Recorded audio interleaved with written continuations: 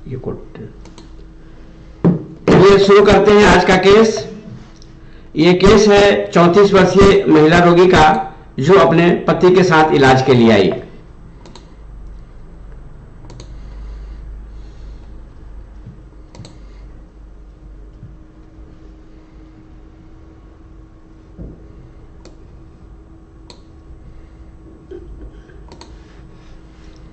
रोगी ने कहा शरीर में हर जगह खुजली आती है, हाथ में, पैर में, पेट में, यहां जहां साड़ी पहनती हूं और बाद में ऐसे काले काले दाग रह जाते हैं। रोगी ने उस ब्लैक दाग को दिखाया। अब तो ये चेहरे पर भी होने लगा है। मैंने पूछा और? रोगी, जब खुजली ज्यादा आती है तो बाद में जलन होती है, लेकिन बिना खुजली किए शांति नहीं मिलती है। मैंने पूछा कैसी शांति?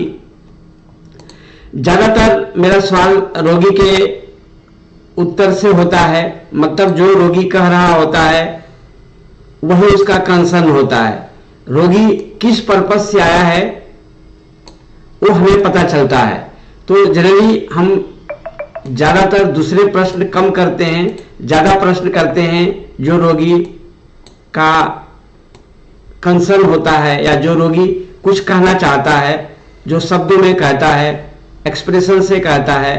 तो हमें हर केस में रोगी कहना क्या चाहता है, रोगी दिखाना क्या चाहता है और रोगी को क्या चीज है जो डिस्कंफर्ट दे रही है, तो हम हर केस में वही जानने की कोशिश करते हैं। तो मैंने पूछा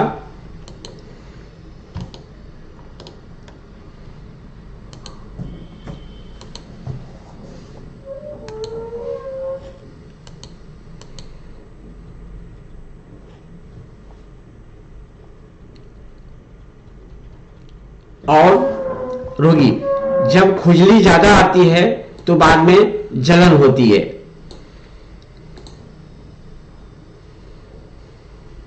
लेकिन बिना खुजली के शांति भी नहीं मिलती है। मैंने पूछा कैसी शांति?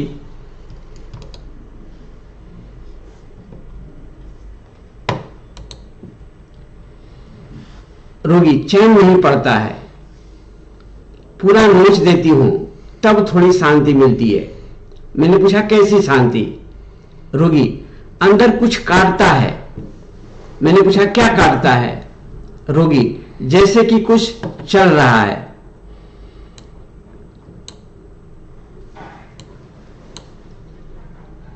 कीड़े चलते हैं,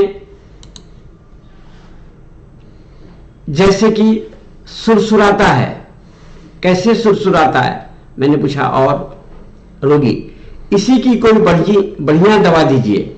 मैं सब तरह की दवा ले चुकी हूं, 8-10 महीने हो गए, किसी तरह से फायदा नहीं हो रहा है, कम होकर भी फिर से हो जाता है। मैंने पूछा कौन सी दवा लिए? रोगी, एलोपैथिक दवा ली, घरेलू उपचार की, फिर भी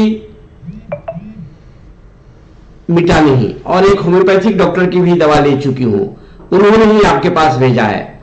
मैंने पूछा क्यों?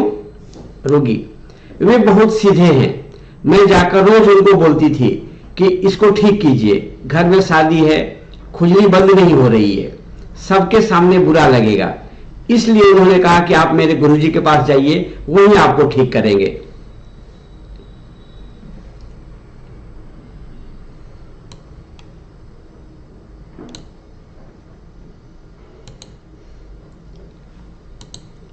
मैंने पूछा आप उनको क्या बोलते थे?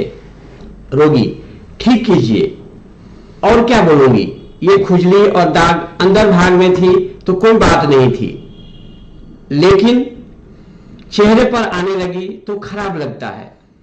मैं कितना भी मेकअप करती हूं ये सब दिखता ही है। रोगी ने अपने हाथ और चेहरे के दाग को दिखाया। मैंने पूछा दिखने से क्या दिक्कत? रोगी, अभी मेरी उम्र ही क्या है, कैसा दिखता है? मैंने पूछा कैसा? रोगी, बहुत ही खराब, कितना भी मेकअप करती हूं तो भी पता चल ही जाता है कि यहां कुछ है। मैंने पूछा पता चलने से क्या दिक्कत? रोगी, औरत को सुंदरता ही श्रृंगार है। मैंने पूछा और? रोगी, खुजली और दाग ठीक कर दीजिए, चाहे जितना पैसा लगे एक साथ ले लीजिए। मैंने पूछा क्यों ठीक करना है? रोगी, अच्छा दिखने के लिए। मैंने पूछा अभी कैसा दिखते हैं? रोगी, अच्छा ही दिखती हूं पर पहले जैसा नहीं। मैंने पूछा पहले कैसे थे? रोगी, शरीर पर एक दाग नहीं था। मैंने पूछा अभी सबसे पहले क्या ठीक करना है? रोगी, ये दाग, खुजली भी मिटे तो अच्छा है। मैंने पूछा क्यों? खुजली के बाद बहुत जलन होती है। इस बीच रोगी के पति ने कहा जब खुजली आती है तो पूरे घर को सिर पर उठा लेती है। मैंने पूछा मतलब? रोगी का पति, बहुत गुस्सा करती है, चिल्लाती है, खूब नोचती है। हम लोग नहीं पकड़े तो किसी भी चीज से खुद को नोच डाले, मना करने पर उग्र हो जाती है। मैंने पूछा राहत कैसे मिलती है? रोगी का पति, बेटी या बेटा तेल लगाते हैं ठंडा, तब थोड़ी शांत होती है। मैंने पूछा नींद कैसी है? रोगी, नींद आती है। मैंने पूछा शरीर में और कोई दिक्कत? रोगी, इतना क्या कम है? और इन्हीं अभिव्यक्तियों के आधार पर मैंने रोगी को LM 0/2 पोटेंसी में रिपीटेड डोज में, रिपीटेड डोज का मतलब है सुबह शाम दिन में 2 बार दिया, जिससे वह ठीक हो गई। बाद में थोड़े बहुत तकलीफ रह गए थे तो मैंने 0/4 पोटेंसी भी 1 महीना दिया था। जी, यही केस है। और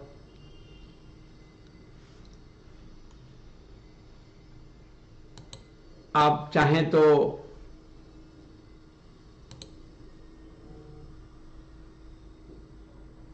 आप रूब्रिक्स और रेमेडी अपने मन में सोच सकते हैं।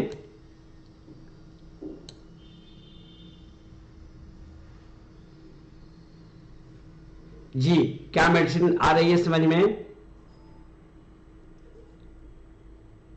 आप कुछ लिखेंगे? जी,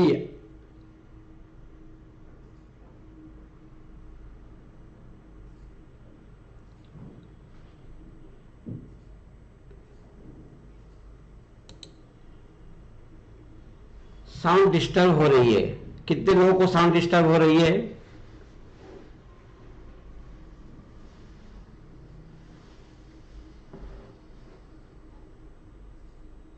अभी आवाज क्लियर है?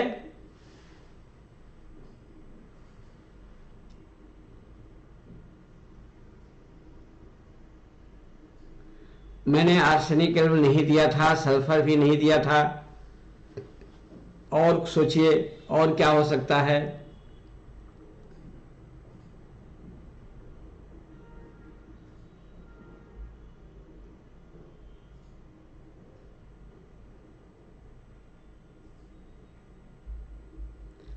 रोगी का इशू क्या है? रोगी आई क्यों है?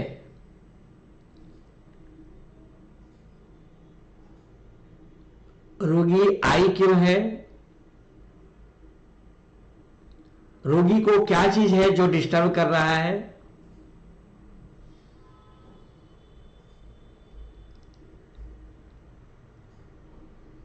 मेरी उम्र ही क्या है?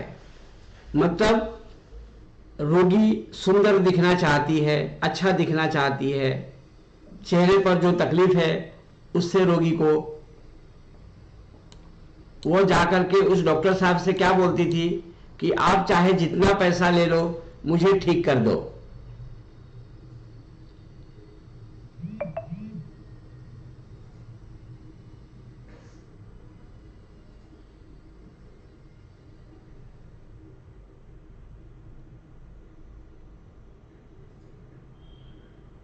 जी, सबको कंबाइन करेंगे, क्या दवा आएगी?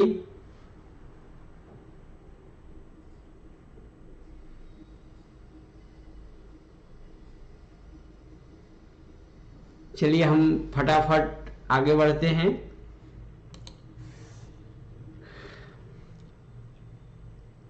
जैसे रोगी ने कहा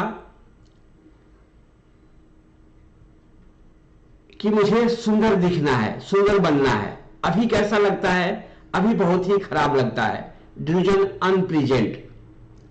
मैं कितना भी मेकअप करती हूं लेकिन अच्छी नहीं दिखती हूं। मतलब रोगी को क्या पसंद है? मेकअप करना। वैनिटी मतलब क्या है कि रोगी को सुंदर दिखना है, अच्छा दिखना है। औरत को सुंदरता ही श्रृंगार है, उसके लिए वो बहुत ही मेकअप करती है, ये वैनिटी है। और ऐसा लगता है जैसे कुछ कीड़े रेंग रहे हों। Delusion animals of creeping. आप चाहे जितना पैसा लेना है ले लो, मतलब मैं वेल्दी हूं, आप चाहे जितना पैसा लेना है ले लो, लेकिन अभी ठीक कर दो, एक बार में ठीक कर दो। यह carry desire to be fast है। और जब खुजली आती है तो नोचती है और ऐसा लगता है कि पूरे घर को सिर पर उठा लेती है। बहुत तेज उसको गुस्सा भी आता है। Rage with scratching. रोगी ने कहा कि जब खूब खुजली कर लेती हूं तब जाकर थोड़ी शांति मिलती है। अगर हम पार्टिकुलर में जाते हैं, स्किन इचिंग, स्क्रैचिंग, एमलरेट। रोगी ने जितने भी उसने कपड़े हटा करके दिखाया, पेट पर जहां दाग हो गए थे, बाकी चेहरे पर के अलावा दूसरी जगह भी उन्होंने दिखाया। Naked wants to B.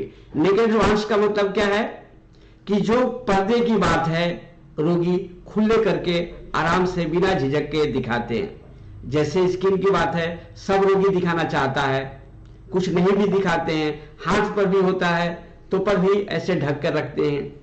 लेकिन रोगी जब दिखाने के पहले इधर उधर देखेगा कि कोई देख तो नहीं रहा है, खिड़की दरवाजा हर जगह से, और कोई बिना सोचे आराम से पर्दे वाली बात या पर्दे वाली जगह या ढकने वाली जगह को भी खुलेआम दिखा देता है, उसको हम नेकेड वांट्स लेते हैं। किसी भी दवा से शांति नहीं मिलती है, राहत नहीं मिलती है। रेस्ट। मैं चाहता हूं कि अभी थोड़े दिन के लिए, अभी शादी है, ठीक हो जाए। रेस्ट। रेस्ट मतलब break in the continuity. Carry desire. ऐसी कोई दवा दीजिए कि ठीक हो जाए। Carry desire. मुझे सुंदर बनना है, मुझे सुंदर दिखना है। Delusion has beautiful vision. देखने में अच्छा नहीं लगता है। Delusion unpleasant. Vanity, animal creeping, carry desire to be fast, rage with scratching और मैग्नेटिज, मेस्मरिज, एमुलेट। जब बच्चे तेल लगाते हैं, ठंडा तेल लगाते हैं तो आराम मिलती है। और दवा जो आपने कहा, मैंने भी बेलाडोरा ही दिया था, और बेलाडोरा दिए जाने के बाद से रोगी की खुजली में बहुत जल्दी राहत हुई और उसके दाग भी करीब 6 महीने में ठीक हो गए।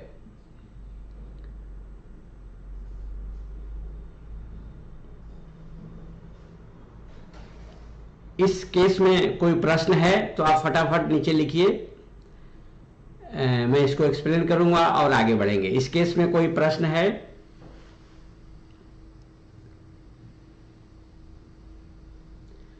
ऐसे बेलाडोना के बहुत सारे रूब्रिक्स इस केस में बनते हैं, लेकिन मैंने जो रोगी तक पहुंचा वो था, रोगी अपने वेल्थ को बता रही है, चाहे जितना पैसा ले लो। बहुत सारे रोगी अपने वेल्थ को इस रूप में भी दिखाते हैं, मुझे अभी ठीक होना है। Carry desire to be fast. Carry desire का मतलब है ऐसा कोई उपाय कीजिए कि यहां से वहां हो जाऊं, अनहेल्दी से हेल्दी कंडीशन में चले जाऊं। ऐसी कोई दवा दीजिए कि ठीक हो जाए, यह कैरी डिजायर है। छोटा बच्चा रोता है तो चाहता है कि कोई उसे गोद में घुमाए, कैरी इसी को कहते हैं। जैसे कोई रोगी कहता है कि डॉक्टर साहब ऐसी कोई दवा दो कि खुल करके लैट्रिन हो, या मैं तंबाकू खाता हूं, पानी पीता हूं ताकि लैट्रिन हो। ये क्या है? ये कैरी डिजायर है। कैरी का मतलब क्या है? कोई एक जगह स्थिर है, उसको यहां से लेकर के वहां ले जाओ, अनहेल्दी से हेल्दी करो, रुका हुआ चीज को बाहर निकालो, ये भी कैरी डिजायर। ऐसी कोई दवा दो कि मैं ठीक हो जाऊं, वो भी कैरी डिजायर। इस केस में रोगी ने कहा कि डॉक्टर साहब ऐसी कोई दवा दे दो कि जल्दी ठीक हो जाऊं। जल्दी उसने कहा नहीं, लेकिन सिचुएशन बताया कि बहुत जल्दी शादी है घर में, ऐसी कोई दवा दीजिए कि ठीक हो जाए। तो कई बार रोगी आपको ये नहीं कहेगा कि जल्दी ठीक करो, लेकिन सिचुएशन बताएंगे कि ये अगले महीने में शादी है, वो नहीं कहेंगे कि जल्दी ठीक करो, लेकिन उनका कहना क्या है कि उसके पहले जल्दी में जल्दी ठीक हो। ये कैरियर डिजायर फास्ट है। रोगी ने कहा कि जहां साड़ी पहनती हूं बाद में ऐसे काले काले दाग रह जाते हैं, और रोगी ने साड़ी हटा करके भी वो काली वाली जगह पैर के नीचे या पेट के नीचे जगह को दिखाई, तो हमने नेकेड एडवांस लिया। बिना खुजली किए शांति नहीं मिलती है, मतलब स्क्रैचिंग एमलेट, ये पार्टिकुलर में भी है और माइंड में भी है। रेस्ट मतलब ब्रेक इन द कनेक्टिविटी, थोड़ी सी खुजली कर लेता है तो आराम मिलता है। अंदर जैसे कि कुछ काट रहा हो, delusion of creeping of animal, जैसे कि कुछ चल रहा हो, ऐसी कोई बढ़िया दवा दीजिए। ये कैरियर डिजायर है। कई बार नियरेस्ट सब लोग सोचते हैं कि भाई कैरियर बढ़िया दवा दीजिए का मतलब ये बार्गेनिंग है, ऐसा कोई जरूरी नहीं है। रोगी इसने क्या कहा, मैं सब जगह से दवा ले चुकी हूं, 8-10 महीने हो गए, बढ़िया दवा दीजिए।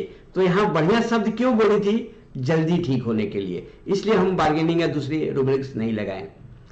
बिजनेस स्टॉक से फायदा नहीं हो रहा है, मैंने सब तरह की दवाइयां लिया और उन्होंने ही आपके पास भेजा है। मैं उनको बोलती थी ठीक करो, घर में शादी है, खुजली बंद नहीं है, सबके सामने बुरा लगेगा। आपने पूछा है कि एम्ब्रेसमेंट क्यों नहीं। एम्ब्रेसमेंट क्या है, अपने ही किसी कमी पर खुद को पेनफुल कॉन्शियसनेस का एहसास करे। मुझे खुद बुरा लगता है, बात करते करते लार गिर जाता है, बात करते करते जबान अटकती है, मुझे बहुत बुरा लगता है। पहले मैं आराम से बोल लेती थी, कर लेता था। तो इस तरह से अपनी ही किसी कमी पर, मेरी क्या स्थिति थी, आज क्या हो गई, गरीबी आ गई है कि मुझे दूसरों से मदद लेनी पड़ रही है, तो ऐसी किसी कमी जो खुद को पेनफुल सेल्फ कॉन्शियसनेस का एहसास कराए, वो एम्बरेसमेंट होता है। मुझे बहुत शर्मिंदगी महसूस होती है, मैं खुद डॉक्टर होकर के मेरे चेहरे पर काला दाग है या मुझे फुंसी हो गई है, सब लोग क्या सोचेंगे या लोगों के बीच में मेरी इज्जत क्या रहेगी। मतलब मुझे बहुत बुरा लगता है अपने आप को प्रस्तुत या स्किन स्पेशलिस्ट कहने में, और खुद को तकलीफ हो। तो इस तरह की एक पेनफुल एक्सपीरियंस, ये एम्बरेसमेंट होती है। रोगी ने कहा बुरा लगता है, अच्छा नहीं लगता है, ये एक लिमिटेड, इसमें कोई भाव नहीं हो, तो हम डिल्यूजन अनप्लीजेंट लेते हैं। जी, anxiety when time is set off, ऐसा आपका कहना है। जय भगवान जी, ऐसा नहीं है। टाइम इज सेट वो अलग चीज है। रोगी को चिंता होती है कि 1 महीने पहले शादी है, मैं कैसे करूंगी, हो पाएगा कि नहीं। एंजाइटी मतलब क्या है, फ्यूचर के बारे में खराब होना, गलत हो जाना, कुछ ऐसा हो जाने का डर बना रहे, वो एंजाइटी है। इस केस में ऐसा नहीं है। जी क्लियर है, आगे बढ़ा जाए। हाइडिंग हिमसेल्फ ले सकते हैं, हाइडिंग थिंग्स ले सकते हैं, सोच सकते हैं, लेकिन एक केस में बहुत सारा रूब्रिक्स भी नहीं बनाना है। बहुत सारा रूब्रिक्स बनाने से हो जाएगा, बहुत सारा रूब्रिक्स बनाने से भी हम डिस्टर्ब हो जाते हैं, मतलब बहुत सारे मेडिसिन आते हैं। चलिए अब ये केस नंबर 2 है, हम शुरू करते हैं केस नंबर 2 को, फिर चलेगा इसमें लिंक ऊपर वाली लिंक पर क्लिक करेंगे तो खुल जाएगा, चलेगा जो है।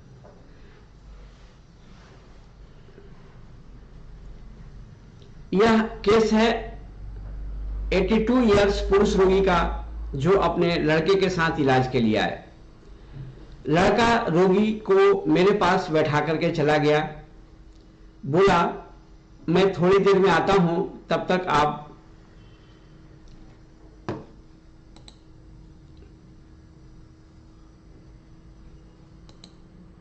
इनको देखिए। मतलब रोगी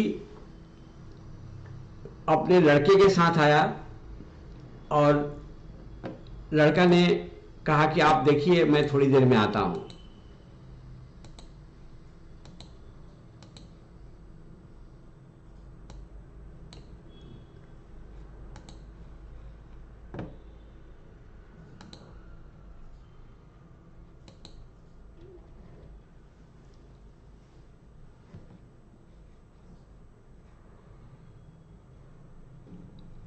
हाँ, एक मिनट सुनना।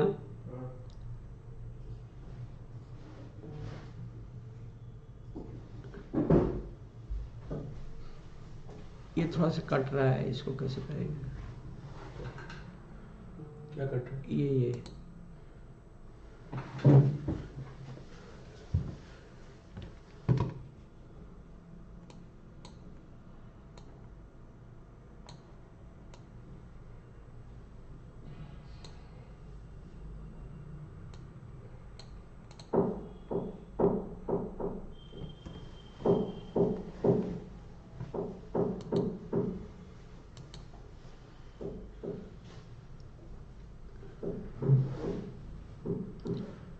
रोगी का लड़के ने कहा कि बहुत जिद करके आपके पास आए हैं।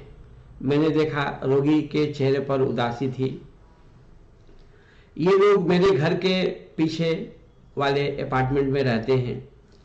रोगी ने कहा, आपने देखा ना, लड़का थोड़ा भी ध्यान नहीं देता है। क्या किया, लड़के ने रोगी को मेरे पास बैठा करके चला गया। जब रोगी का लड़का चला गया तो रोगी ने कहा, आपने देखा ना, लड़का थोड़ा भी ध्यान नहीं देता है। मुझे पेट का कैंसर हो गया है। ऊपर से पेट छूने पर इतनी बड़ी गांठ दिखती है, पेट में इतना बड़ा गांठ दिखता है। रोगी ने कहा, इतना बड़ा गांठ यहां पेट में दिखता है, छू करके आप देख लीजिए। ये जांच रिपोर्ट है, इसको भी आप देख लीजिए। रिपोर्ट रोगी ने दिखाया। डॉक्टर ने तो पॉजिटिव फॉर मैलिग्नेंसी ही बता रहे हैं। मैंने पूछा, फिर तकलीफ क्या होती है? रोगी, एक चम्मच पानी या एक कौर खाना भी अंदर नहीं टिकता है। इतना इतना उल्टी हो जाता है। कुछ भी खाता हूं तो बहुत दर्द होता है। कहते कहते रोगी रोने लगे। थोड़ी देर के बाद उन्होंने पूछा, क्या ठीक हो जाएगा? बहुत सारे लोगों ने कहा, पास में ही एक होम्योपैथिक डॉक्टर है, दिखा दो। लड़का तो तैयार नहीं हो रहा था। वो बोला, इतने बड़े डॉक्टर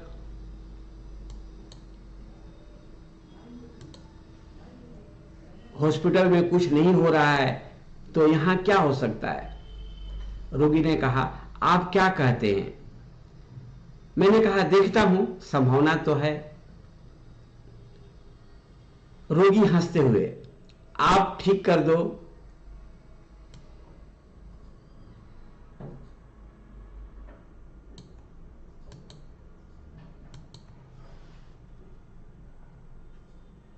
सरकारी हॉस्पिटल में दवा चल रही है लेकिन कोई फायदा नहीं हो रहा है। डॉक्टर ऑपरेशन के लिए बोल रहे हैं लेकिन मेरी देखरेख करने के लिए कोई लड़का तैयार नहीं हो रहा है। 2 लड़के हैं पर कोई भी मेरे साथ हॉस्पिटल में रहने को, देखरेख करने को तैयार नहीं हो रहा है। डॉक्टर ने तो अब हॉस्पिटल आने से भी मना कर दिया है। बोलता है ऑपरेशन करवाइए, दवा नहीं है। ऑपरेशन ही एक बात रास्ता है लेकिन बचने की कोई गारंटी भी नहीं है। मैंने पूछा, आप क्या सोचते हैं? रोगी, डर लगता है कैंसर से, ऑपरेशन से। मैंने पूछा, कैसा डर? रोगी, सब लोग कहते हैं कैंसर से मौत हो जाती है, दर्द भी बहुत होती है। मुझे तो इतना इतना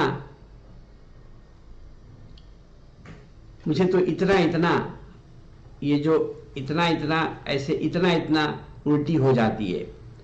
एक चम्मच पानी भी या एक और खाना भी अंदर नहीं टिकता है, क्या होगा? और कहते कहते रोगी रोने लगा।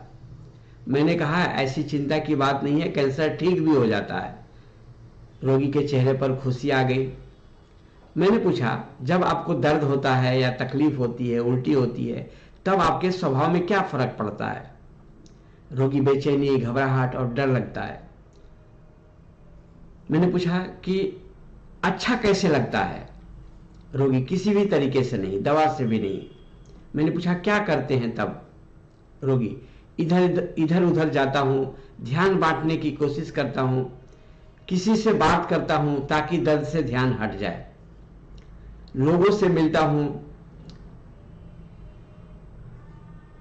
बातचीत करता हूं या कुछ करने लगता हूं तो दर्द की तरफ से ध्यान नहीं जाता है। मैंने पूछा नींद कैसी है और सपने क्या आते हैं? रोगी, आजकल नींद नहीं आती है। मैंने पूछा क्यों? इस बीमारी से, चिंता से कमजोरी भी बहुत है। मैंने पूछा चिंता क्या है? रोगी, मेरे घर में कुछ ठीक नहीं चल रहा है, लड़के अलग अलग रहते हैं, धंधा साथ में है, उन लोगों को आपस में बनता नहीं है, छोटा वाला बेईमान है, बड़े वाले की पत्नी और बच्चे अच्छे नहीं है। मैंने पूछा आपको चिंता क्या हो रही है? रोगी, मुझे अब क्या चिंता करना, मेरी जिंदगी तो पूरी हो गई। डॉक्टर ने कहा है कि अब ज्यादा दिन तक नहीं बचेंगे। लोग भी कहते हैं कि कैंसर में आदमी बचता नहीं है। आप ऐसी दवा दीजिए कि कैंसर की गांठ गल जाए। मैंने पूछा क्या हो जाए? रोगी, खत्म हो जाए, न रहे बांस न बचेगी बंसुरी, मतलब गांठ गल जाए तो कोई समस्या ही नहीं है। मैंने पूछा ये बीमारी हुई कैसे आपको? रोगी, मालूम नहीं, मैं तो कोई नशा भी नहीं करता हूं, सुखी जीवन में किसी की नजर लग गई है। मैंने पूछा कैसे? रोगी, लोगों के पास काम रहता नहीं है, वो दूसरों को बुरा ही करते हैं, नजरों से या अन्य तरीके से। और इन्हीं अभिव्यक्तियों के आधार पर मैंने रोगी को LM01 पोटेंसी में रिपीटेड डोज में दवा दिया, जिससे रोगी को कोई विशेष फायदा नहीं हुआ। फिर अगली पोटेंसी में दवा दिया, कोई फायदा नहीं हुआ, रोगी आना बंद कर दिया। मैंने खबर भिजवाया और कहा कि मैं दवा बदल के दे रहा हूं, तो मैंने दवा बदल करके सेकेंड मेडिसिन दवा दिया, और दवा दिए जाने के दूसरे दिन के बाद से ही जो हर दिन उसको उल्टी होती थी वो बंद हो गई, दर्द में राहत हो गई है, और अभी कोई तकलीफ नहीं है, दर्द भी नहीं है, उल्टी भी बंद है, रोगी आराम से खा पी रहा है। बाद में मैंने पोटेंसी भी बढ़ाई। इस बात के करीब 2 साल हो गए, रोगी अभी भी जिंदा है। मैं हर बार जांच के लिए बोलता हूं कि जांच करवा लो कि गांठ क्या क्या पोजीशन है, लेकिन रोगी हॉस्पिटल जाने का नाम ही नहीं लेता है। बार बार बोलता है पैसे नहीं है, लड़के ध्यान नहीं दे रहे हैं। जी, बस इतना ही केस है। बताइए इस केस में क्या है रोगी में इंपॉर्टेंट?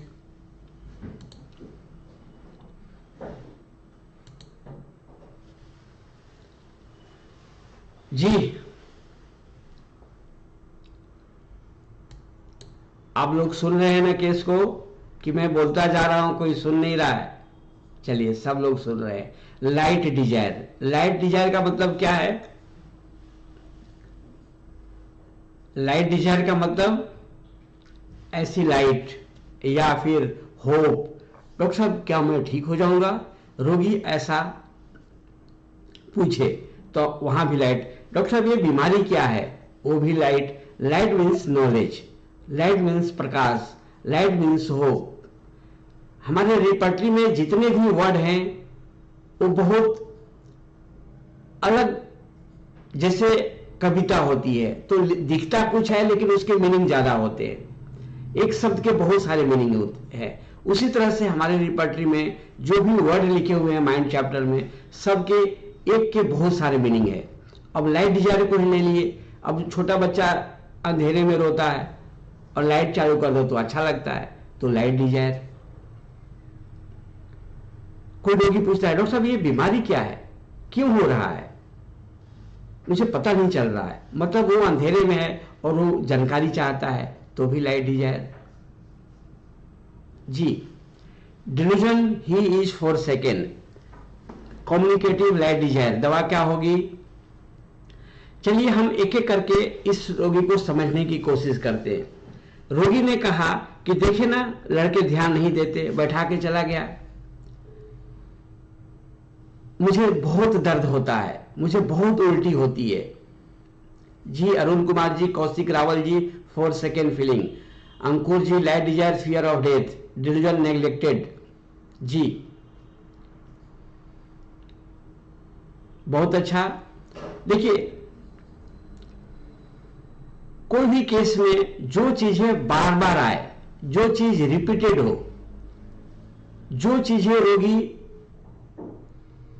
एक्सप्रेस कर रहा हो, जो रोगी कहना चाह रहा हो, जो रोगी कर रहा हो, बीमारी की अवस्था में रोगी करता क्या है, कैसे करता है। हमारे डॉक्टर एम.एल. सहगल साहब ने इसको बहुत ही वैज्ञानिक तरीके से रोगी को समझने की कोशिश किया है। Doctor M L. सहगल साहब ने बताया है कि रोगी में क्या देखना है, रोगी का सेंटर क्या है।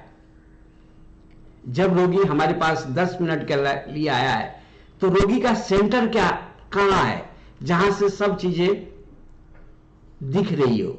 अगर हम रोगी के सेंटर जो कि माइंड है, अगर वो हम समझना शुरू कर देंगे तो हमारा काम आसान हो जाता है। तो हम हर केस में रोगी के माइंड को देखने की कोशिश करते हैं, सेंटर को देखने की कोशिश करते हैं, जहां से हमारा केस आसान हो जाता है।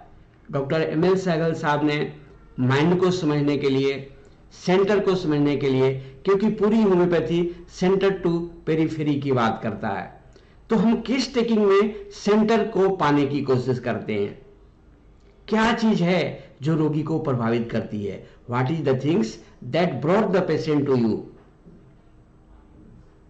What is the main discomfort and what he does, how he does, why he does. कोई भी चीज कैसे करता है, क्यों करता है, ये सब चीजें हम समझ जाएंगे तो हमारे लिए केस टेकिंग आसान हो जाएगा। और उन अभिव्यक्तियों से रूब्रिक्स कैसे बनेगा, ये भी आसान हो जाएगा। अब अभिव्यक्तियों से रूब्रिक्स बनाने की बहुत सारी बुक्स भी हैं, हमारी पुस्तकें हैं, अभिव्यक्ति, होम्योपैथिक व्यक्तित्व, आर्ट एंड साइंस ऑफ, तो मैंने भी बहुत सारी पुस्तकें लिखी हैं। और उन पुस्तकों में रोगी कहता क्या है, रोगी के ओरिजिनल वर्जन को हमने बुक्स में डाला है, और उस ओरिजिनल वर्जन से हम रूब्रिक्स कैसे कन्वर्ट करेंगे, ये हमने लिखने की कोशिश किया है। तो आप चाहें तो हमारी पुस्तकें भी पढ़ सकते हैं, जहां से आपको आइडिया लगेगा कि रूब्रिक्स कैसे बनाने हैं। जी चलिए देखते हैं इस केस में मैंने क्या चीज देखा। मैंने स्ट्रोमोनियम नहीं दिया था। इस रोगी में जो बार बार रोगी कह रहा था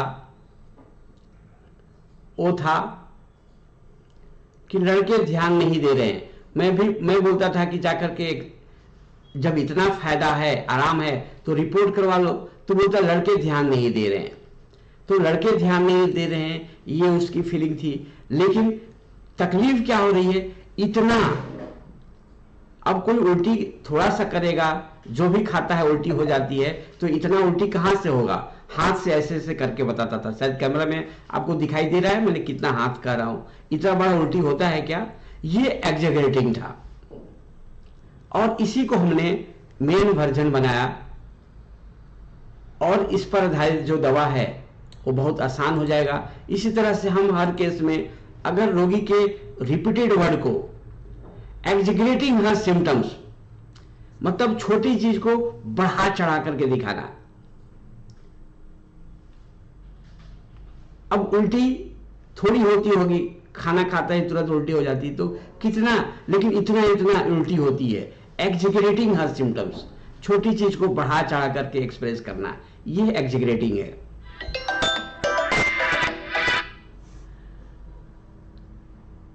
रोगी बहुत दुखी था। मैंने कहा चिंता मत करो, ठीक हो जाएगा। रोगी के चेहरे पर खुशी आ गई।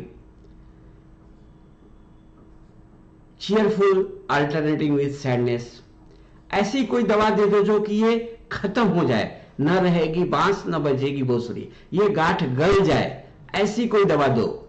मतलब रोगी चाहता है किल डिजायर। किल डिजायर का मतलब क्या होता है, किसी को जान से मार देना। तो रोगी, अब ये हमारे रिपर्टरी में किल डिजायर है, तो क्या किसी को जान से मारना चाहेगा? मारना चाहेगा तो रोगी का कंसर्न क्या है, हमारे पास आया है किस लिए, किसी को मारने के लिए नहीं, वो अपनी बीमारी को जड़मूल से मिटाने की बात कर रहा है। तो हम यहां किल डिजायर लेते हैं। किसी की बुरी नजर लग गई है, ये सुपरस्टिशस है। मेरा लड़का है ना बहुत बेईमान है, रिवील्स द सीक्रेट। ये घर की राज कोई बूढ़े लोग बताते हैं क्या? अपने घर की बातें कोई नहीं बताता, बहू ऐसी है, लड़का ऐसा है। तो जो सीक्रेट्स है उसको रिवील करता है। डॉक्टर साहब बीमारी क्या है, ठीक तो हो जाऊंगा ना, लाइट डिजायर। एक चम्मच पानी भी पेट में नहीं टिकता है, एक चम्मच, एक कौर भी खाना नहीं घुसता है अंदर। डिवीजन वाटर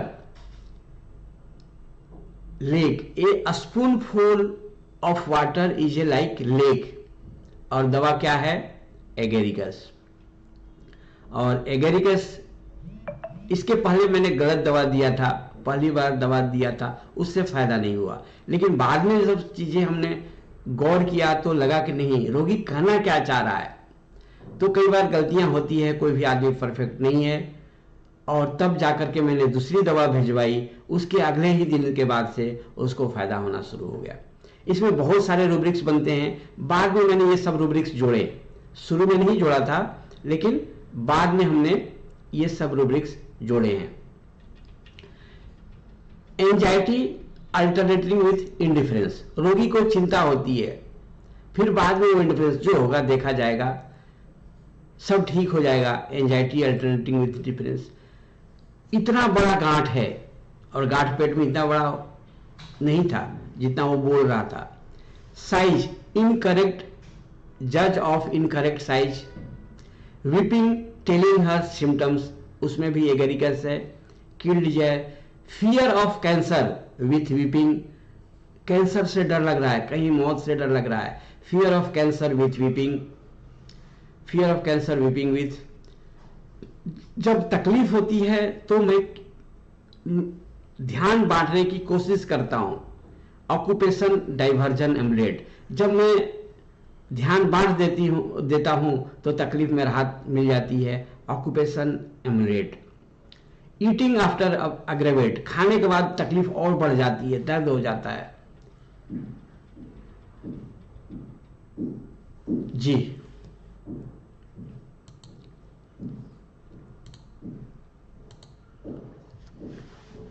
इस केस में मैंने एगेरिकस दिया था और एगेरिकस दिए जाने से रोगी ठीक हुआ। जी, इस केस में आपको कोई प्रश्न है?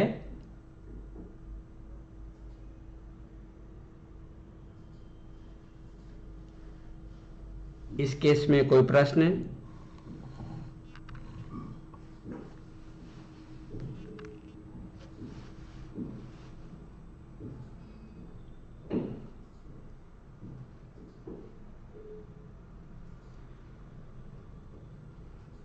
सारंग जायसवाल जी, आपने लिखा है बाइटिंग टम्बलर, हिज लड़के ध्यान नहीं देते हैं, आर्सेनिक एल्बम। रूब्रिक्स कहां बनाते हैं, इस पर ध्यान देना जरूरी है, क्योंकि ये जो सहगल मेथड है, जिसको अलग अलग लोगों ने अलग अलग नाम दिया है, माइंड मेथड, माइंड टेक्निक, या और बहुत सारे नाम दिया गया है, लेकिन जो चीज सहगल साहब ने कहा है वो समझने की कोशिश करना है हमें। बाइटिंग टम्बलर का मतलब क्या है? रोगी चम्मच को काटता है। अब इसको इतना भी मेटाफोरिक नहीं बनाना है जो हम अर्थ को अनर्थ समझ गए। हर चीज को साइंटिफिक और लॉजिकल सोचना है। डिवीजन नेग्लेक्टेड क्यों नहीं लिया गया? देखिए, मैंने नेग्लेक्टेड, फॉर सेकेंड, इस आधार पर बहुत सारी रूब्रिक्स बना करके मैंने दवा दिया, दवा ने काम नहीं किया। कई बार आपको रोगी का सेंटर समझना होगा। मैं बार बार ये बोल रहा हूं कि रोगी में जो बार बार रिपीटेड हो रही है, इतना इतना, अब जिसके शब्दों के साथ एनर्जी हो, जिस शब्द को रोगी जोर से बोले, गंभीरता से बोले, हाथ एक्सप्रेशन, गेस्चर से बोले, उसकी इंटेंसिटी ज्यादा होती है। हमें उस चीज को महत्व देना है। जो एक्सप्रेशन से, जो लिख के, जो भाव से, एक्सप्रेशन से बताए, उसको हमें रूब्रिक्स में ज्यादा इंपॉर्टेंट देना है। इस केस में एग्जेगरेशन का बहुत ज्यादा रोल था, इंपॉर्टेंस था, इसलिए हमने एग्जेगरेटिंग रूब्रिक्स को प्राधान्यता दिया और तब जाकर के दवा दिया, जिससे रोगी ठीक हुआ। एग्जेगरेटिंग डीडी एक्स्ट्रावेजेंस, कौशिक रावल जी का प्रश्न है। एग्जेगरेट मतलब क्या होता है? जैसे छोटी चीज को बढ़ा बढ़ा चढ़ा करके बताना। और एक्स्ट्रा विजन्स का मतलब क्या है? बहुत। जैसे रोगी बहुत बोल रहा है, बोलते ही जा रहा है, क्या बोल रहा है वो नहीं देख रहा है। एक्स्ट्रा विजन्स मतलब कोई भी चीज की अति, बहुत बोलना, बहुत बहुत बहुत बीमारी, बहुत हर चीज में बहुत बहुत कहे, बहुत ज्यादा खर्चा करे, तो हर चीज बहुत, उसको हम एक्स्ट्रा विजन्स कहते हैं। एग्जीगरेटिंग में छोटी चीज को बढ़ा चढ़ा करके बताना, इतना बड़ा गांठ है, एक एक बल्टी कफ निकलता है खांसी में, ये एग्जीगरेटिंग है, ये एक्स्ट्रा विजन्स नहीं है। एक्स्ट्रा विजन्स रियल है, एग्जीगरेटिंग एक शब्दों की अननेसेसरली बढ़ा चढ़ाकर बोलना है। किसी की नजर लग गई है, ये सुपरस्टिशियस है।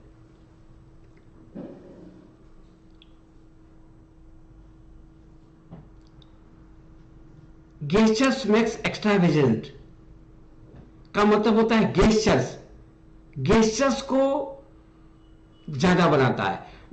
इतना हर बात में, नहीं तो ना हिला देना, ना ना सिर भी हिला रहा है, ना ना हाथ भी हिला रहा है, बिल्कुल नहीं, सिर भी बोल रहा है, हाथ भी बोल रहा है।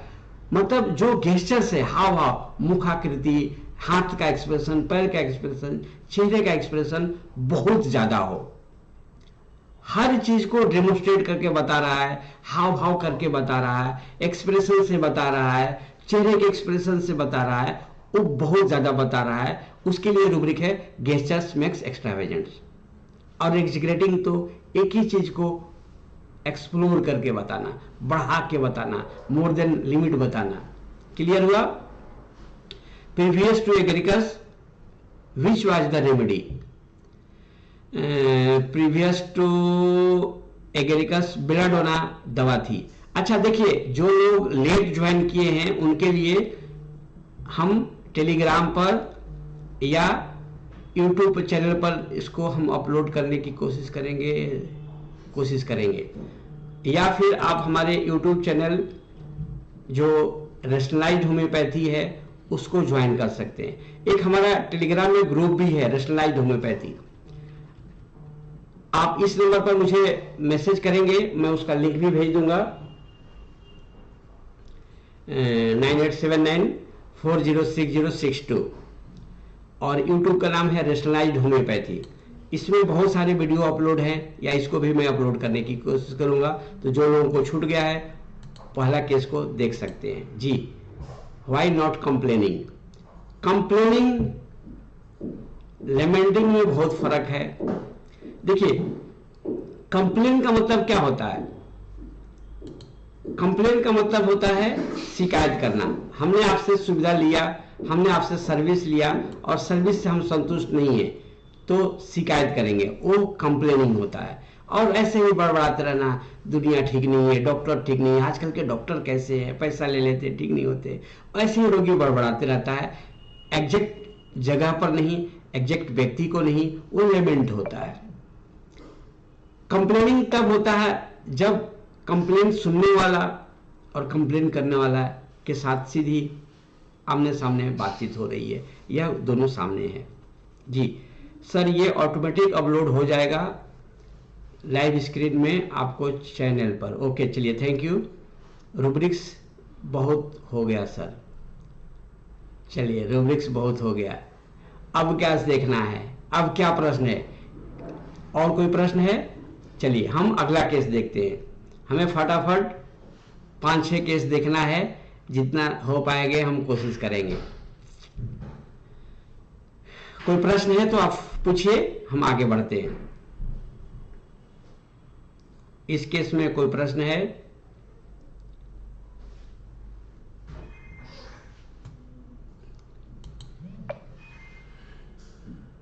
Case number 3। और एक अनाउंसमेंट और कर देता हूं, हमारा वाराणसी में एक प्रोग्राम है 10 फरवरी को 2024। 10 फरवरी 2024 में हम लाइव इन पर्सन आने वाले हैं वाराणसी में, तो वाराणसी में आप जरूर आइए। और 10 तारीख को वाराणसी में और 12 तारीख को सासाराम बिहार में। तो वहाँ हम लाइव इन पर्सन अवेलेबल होने वाले हैं, तो आप लोग वहाँ आ सकते हैं। एक दिन का प्रोग्राम है, अच्छा रहेगा जी। वाराणसी में कहाँ? वाराणसी में एक जगह है बुद्ध थीम पार्क। ये सारनाथ में है, रेलवे स्टेशन से 5-6 किलोमीटर दूरी पर। खजुही। मैं ऐसा करता हूं, मैं लास्ट में आपको डिटेल्स भेज दूंगा, या आप मुझे इस नंबर पर खबर करेंगे, या रैशनलाइज्ड होम्योपैथी ग्रुप है या फिर ऑनलाइन हमारा क्लास का ग्रुप है, उसमें हम आपको डिटेल्स भेज देंगे जी। पोटेंसी क्या दिया था? 0/1, फिर बाद में मैंने 0/8 पोटेंसी बढ़ाई हुई थी। LM पोटेंसी रिपीटेड डोज में दिया था।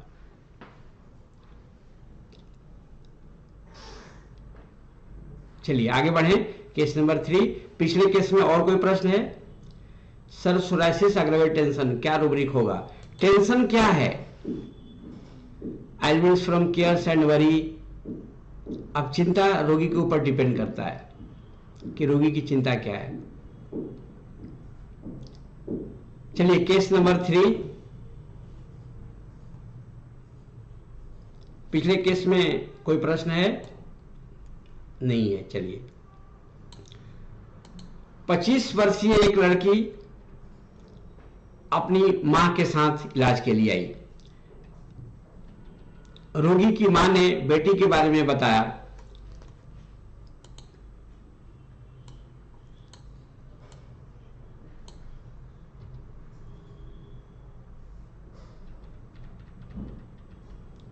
इसको छाती में गांठ है, दोनों साइड है।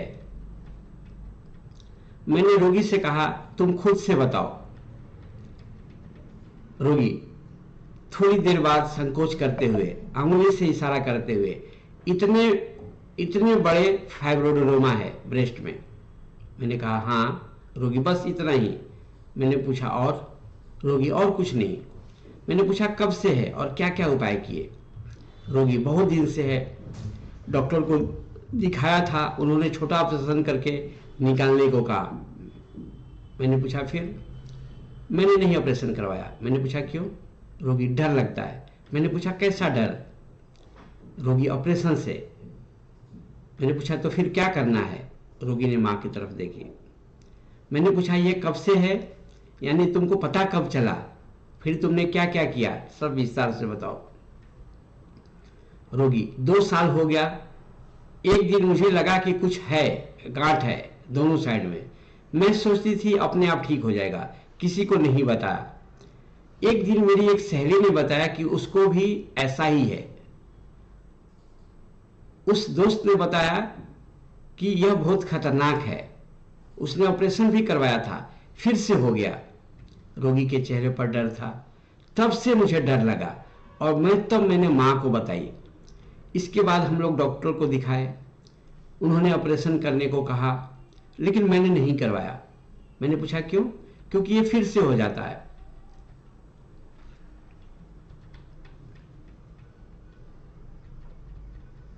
मैंने पूछा क्यों नहीं करवाया ऑपरेशन? रोगी अपने आप हुआ है, अपने आप ठीक हो जाएगा। मैं एक्सरसाइज कर रही हूं, ठीक हो जाएगा। यह चर्बी की गांठ है, चर्बी कम होगी तो अपने आप ठीक हो जाएगा। रोगी की मां ने कहा कि हम लोगों ने समझाया पर इसने ऑपरेशन नहीं करवाया। एक बार ना कह देती है तो फिर जल्दी किसी की बात नहीं सुनती है। बहुत औरतों ने कहा कि शादी के बाद अपने आप ठीक हो जाएगा, क्या सही बात है? मैंने कहा कुछ कहा नहीं जा सकता। मैंने रोगी से पूछा तुमने ऑपरेशन क्यों नहीं करवाया? रोगी मुझे सिर्फ चोट है, मुझे सिर्फ चोट और ऑपरेशन का बहुत डर है, बाकी मैं किसी से डरती नहीं हूं। मैंने पूछा डर क्या है? रोगी 6 साल पहले स्कूटर से एक्सीडेंट हुई थी, फ्रैक्चर था, बहुत दर्द हो रहा था, तब इस साइड और हाथ पैर में ऑपरेशन करना पड़ा था, तब बहुत दर्द और परेशानी हुई थी, इसलिए अब कोई चोट या ऑपरेशन का नाम भी लेता है तो बहुत डर लगता है। मैंने पूछा कैसा डर? रोगी जब एक्सीडेंट हुआ था उस वक्त बहुत दर्द हुआ था, ऑपरेशन में भी बहुत तकलीफ हुई थी। उस समय की घटना सोच करके मैं बहुत डर जाती हूँ। मैंने पूछा कैसा डर? रोगी ने कुछ बोला नहीं। रोगी की माँ अब बहुत डरती है, डॉक्टर के नाम से डरती है, डॉक्टर के पास जाना नहीं चाहती है, ऑपरेशन के डर से कांपती है। उस समय इसको बहुत दर्द हुआ था, इसलिए अब कहीं जाना नहीं चाहती है। मैंने रोगी से पूछा क्यों नहीं जाना चाहती हो? रोगी ने फिर से कुछ नहीं बोला। रोगी की माँ डरती है। मैंने रोगी से पूछा क्या डर है? रोगी जब एक्सीडेंट हुआ था तब से हर बात का डर रहता है। मैंने पूछा डर क्या है? रोगी कुछ लगने का। मैंने पूछा और? मुझे नींद भी नहीं आती। मैंने पूछा क्यों? जब से एक्सीडेंट हुआ था तब से मुझे नींद बहुत कम आती है। मैंने पूछा क्यों? कहीं दर्द रहता है क्या? चिंता है क्या? रोगी नहीं, मालूम नहीं क्यों। रोगी की माँ ने मैंने रोगी की माँ से पूछा इसके स्वभाव के बारे में बताइए।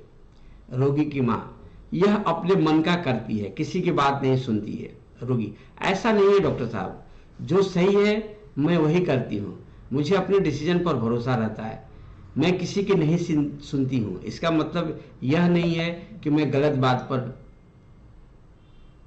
जिद्दी हूँ, जो सही है मैं या जो मुझे सही लगता है मैं वही कहती हूँ। और इन्हीं अभिव्यक्तियों के आधार पर मैंने रोगी को LM-0/3 पोटेंसी में दवा देना शुरू किया।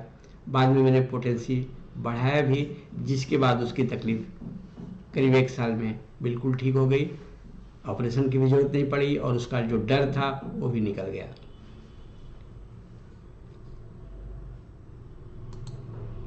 जी, मैंने सैलिसिया नहीं दिया था, एस्ट्रोमोनियम नहीं दिया था। आपको मेडिसिन नहीं बतानी है। श्रेया श्रीवास्तव जी ने कहा है कि क्लिनिक का एड्रेस कहाँ है। मैं अहमदाबाद गुजरात में हूँ और आप मुझे ये नंबर पर मैसेज करेंगे 9879406062 पर, मैं एड्रेस भेज दूंगा। धनंजय जी ने सेमिनार का एड्रेस यहाँ शेयर किया है। An educative homeopathic seminar with example of many solve cases by doctor Shyamal Kishore on 10 February 2024 at Buddha theme park, Khajuhi, Sarnath, Varanasi. जिनको आना हो रजिस्ट्रेशन करवा देंगे। बहुत अच्छा प्रोग्राम है रिसोर्ट में। जी चलिए आगे बढ़ते हैं। Why not starting from 0/1? ऐसा कुछ नियम नहीं है। 0/1, 0/2, 0/3 कोई भी पोटेंसी से हम शुरुआत कर सकते हैं। हाँ, पोटेंसी का भी कुछ नियम होता है। जैसे रोगी फिजिकली वीक होता है, कमजोर होता है, डल होता है, वहां हम लो पोटेंसी देते हैं। जहां बीमारी की इंटेंसिटी, डर की इंटेंसिटी या रोगी की इंटेलिजेंसी हाई होता है, वहां हम हाई पोटेंसी देते हैं। जहां कमजोर है वहां लो। जी, fear ordeal, alumina, fear injury. Repeated dose कैसे दिया जाता है? जैसे हम 100 ml की बोतल लेते हैं, 100 ml की बोतल में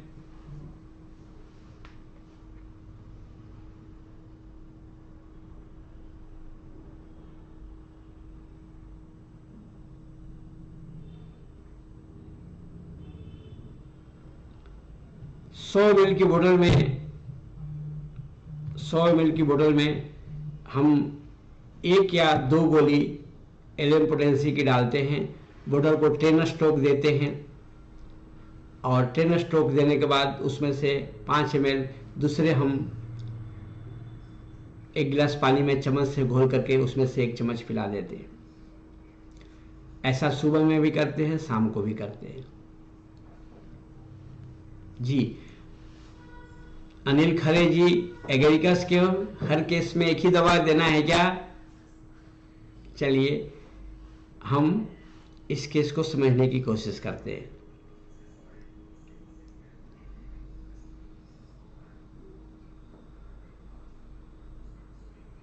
अवनी यादव जी, अब पोटेंसी ख्याल आया क्यों 0/1, क्यों 0/2 देते हैं 2, यहाँ लो और हाई।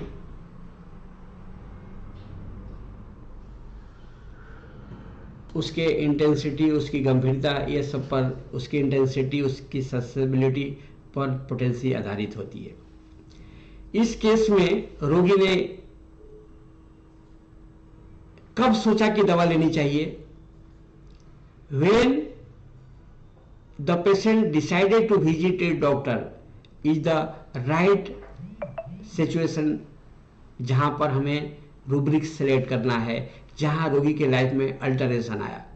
1 साल से गांठ थी, कोई इलाज मां तक को नहीं बताया, लेकिन जिस दिन उसकी दोस्त ने कहा कि मुझे भी गांठ है, ऑपरेशन करवाना पड़ा, फिर से हो गया, उस दिन से डर गई। तो रोगी की बीमारी क्या है? फियर। गांठ बीमारी नहीं है। हम पार्टिकुलर पर दवा नहीं सिलेक्ट करते हैं। यही एमएल सहगल साहब ने कहा है कि हमें पेरिफेरी पर ध्यान नहीं देना है, फाइब्रोडेनोमा पर नहीं देना है। अगर हम फाइब्रोडेनोमा पर दवा देंगे तो सिर्फ फाइब्रोडेनोमा ठीक हो सकती है, उसके अंदर से डर नहीं जाएगा। रोगी को क्या चीज है जो बीमार बनाया? डर। तो हमें रूब्रिक्स डर का खोजना है। Fear on waking. आज तक वो सो रही थी मतलब था, बीमारी था, कोई दवा नहीं, मां को तक नहीं बताया। ये स्लीपिंग की कंडीशन है, अनअवेयरनेस की कंडीशन है। लेकिन जब किसी ने बोला तो डर गई। फियर ऑन वेकिंग, किसी ने जगाया या रोगी जगी कि अरे ये तो खतरनाक है, ये तो फिर से हो जाता है। और डर क्या चीज का है? इंजुरी का। और इंजुरी क्या है?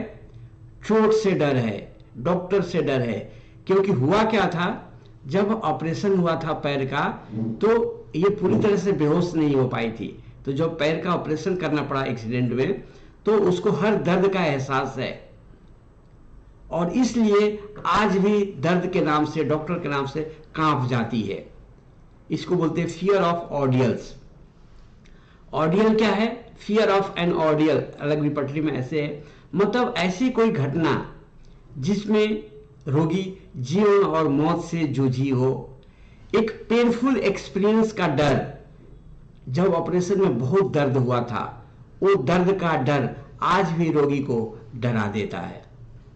तो फियर ऑफ एन ऑर्डियल उस घटना में जहां पर पेनफुल एक्सपीरियंस, अनुभव रोगी के मन में आज भी हावी हो, और उस पुराने डर को, पेनफुल एक्सपीरियंस को याद करके रोगी आज भी डरता है।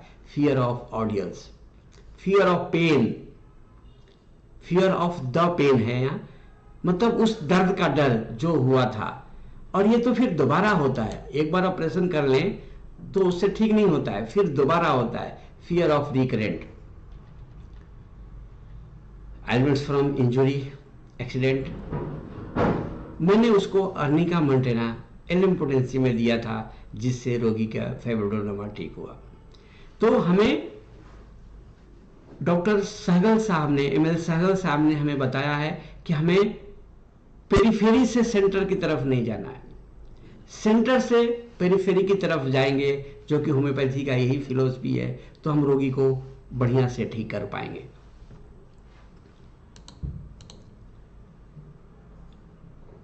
Why not फिरबुलस? फिरबुलस का मतलब क्या होता है?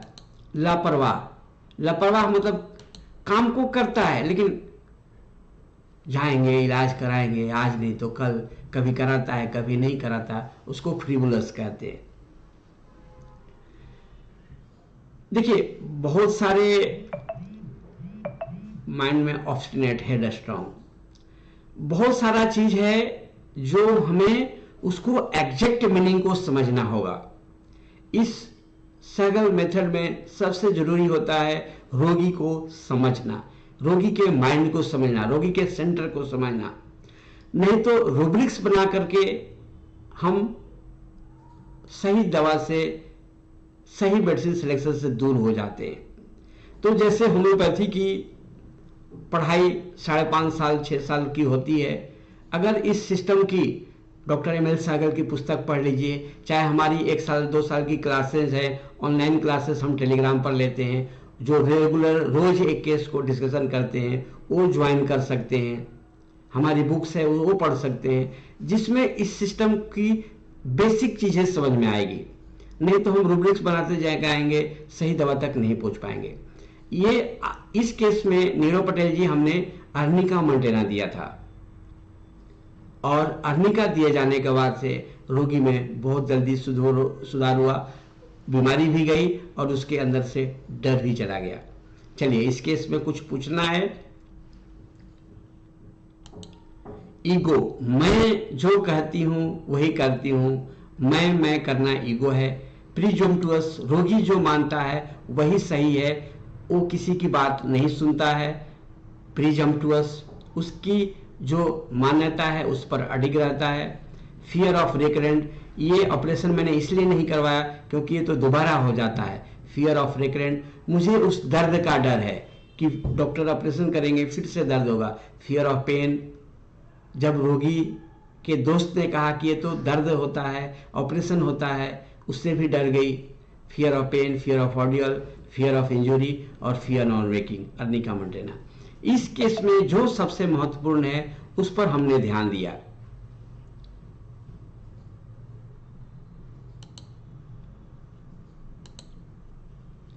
ऑब्स्टिनेट, जिद्दी में और प्रीजम्पटुअस में फर्क क्या है? प्रीजम्पटुअस में वो एक अपना हट है कि मैं जो जानती हूं, मैं जो कहती हूं वही सही है। ईगो के साथ ऑब्स्टिनेसी वो प्रीजम्पटुअस है। रोगी अपने विचार पर, अपने थॉट पर अडिग रहता है और वही मानता है कि जो मैं कर रहा हूं वही सही है। इस केस में और कोई प्रश्न है कि हम आगे बढ़ें?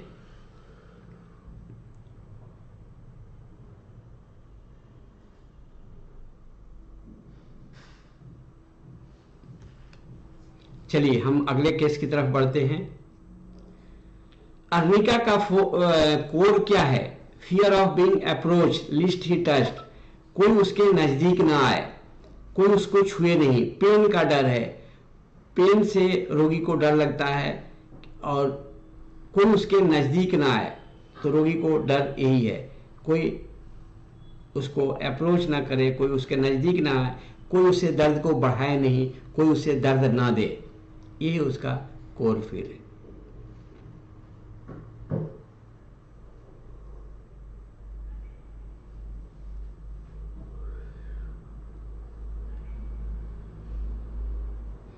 चलिए आगे बढ़ा जाए।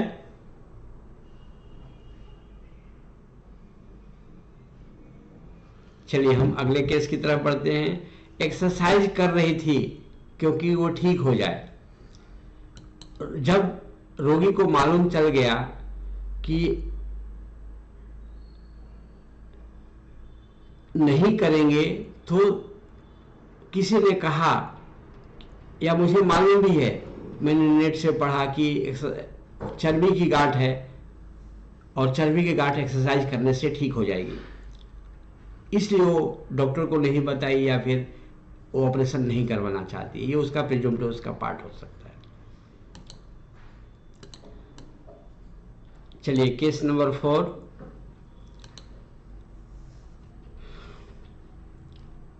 यूट्यूब चैनल का नाम है रेशनलाइज्ड होम्योपैथी और व्हाट्सएप पर या टेलीग्राम पर ग्रुप है जो 9879406062 पर है।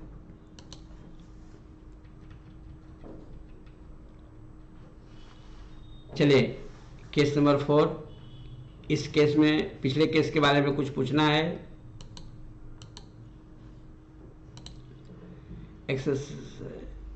अर्निका का कोर, हाँ। और कोई प्रश्न नहीं है?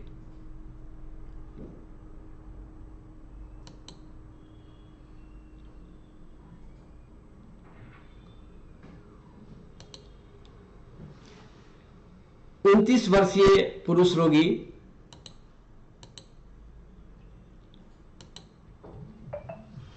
ने बताया सिर में दर्द होता है, उलझन और डिप्रेशन की तकलीफ है। मैंने पूछा और? रोगी और कुछ नहीं है। मैंने कहा विस्तार से बताओ। रोगी, मुझे काम करने में, पढ़ने में उलझन होने लगती है, समझ में नहीं आता क्या करूं, कैसे करूं। अक्सर सर में दर्द भी शुरू हो जाता है, विचार ज्यादा आने लगता है, ज्यादा सोचता हूं तो डिप्रेशन में चला जाता हूं। मैंने पूछा क्या सोचते हो? रोगी अपने बारे में। मैंने पूछा अपने बारे में मतलब? रोगी तबीयत ठीक नहीं रहती है, बहुत कमजोरी रहती है, कभी सिर दर्द हो जाता है, काम ठीक से नहीं हो पाता है। मैंने पूछा क्या काम करते हो? रोगी एक दवा की कंपनी में मार्केटिंग मैनेजर हो, ऑफिस का और मार्केट में काम रहता है। मैंने पूछा वहां दिक्कत क्या होती है? रोगी वहां से कोई दिक्कत नहीं है, लेकिन कई बार मेरी गलती से भूल हो जाती है और मुझे सुनना पड़ता है, सर की डांट सुननी पड़ती है। मैंने पूछा क्यों? रोगी भूल हो जाती है। मैंने पूछा डांट सुनने से कोई तकलीफ? रोगी सर लोग दूसरे के सामने डांट देते हैं, कुछ भी बोल देते हैं तो बहुत बुरा लगता है। मैंने पूछा बुरा मतलब? रोगी इंसल्ट, इसलिए मुझे वहां जॉब करने की इच्छा नहीं होती है, लेकिन कोई रास्ता नहीं मिल रही है तब तक वहां हूं। देखिए, रोगी के केस टेकिंग का कोई निश्चित फॉर्मूला नहीं है। रोगी जो विषय में बात करता है, रोगी के कंसर्न वही होता है। तो रोगी जिस विषय में बात कर रहा होता है, हम उसी से संबंधित प्रश्न करते हैं। कई बार कंफर्मेशन के लिए हम उसके घर, उसके काम, उसके घर परिवार, उसके थॉट्स, उसके नेचर, उसकी हॉबी भी जानते हैं। लेकिन हमें रोगी हमारे पास दर्द लेकर आया है, परेशानी लेकर के आया है, अपना नेचर बदलने के लिए, अपना कॉन्स्टिट्यूशन बदलने के लिए नहीं आया है। तो जब हम रोगी के कॉन्स्टिट्यूशन पर दवा देंगे और रोगी के प्रेजेंट पर दवा देंगे, तो फर्क यही पड़ता है कि जब आप प्रेजेंट पर, जो कि प्रोडोमिनेंट है, जो रोगी बार बार बोल रहा है, हावी है, अगर इस पर हम दवा देंगे तो बहुत जल्दी दवा काम करेगी और रोगी सेंटर से पेरिफेरी की तरफ ठीक होगा। नहीं तो हम पार्टिकुलर पर ध्यान देंगे तो पार्टिकुलर ठीक हो सकता है, सेंटर जो कि डिस्टर्ब है नहीं ठीक होगा। तो हमें हर केस में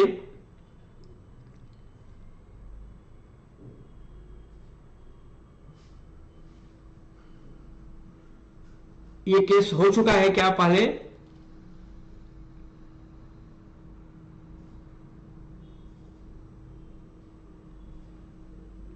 हर केस में हम क्या सोचने की कोशिश करते हैं? रोगी का माइंड, रोगी का कंसर्न। चलिए, तो रोगी ने कहा कोई रास्ता नहीं मिल रहा है इसलिए नौकरी कर रहा हूं। मैंने पूछा नौकरी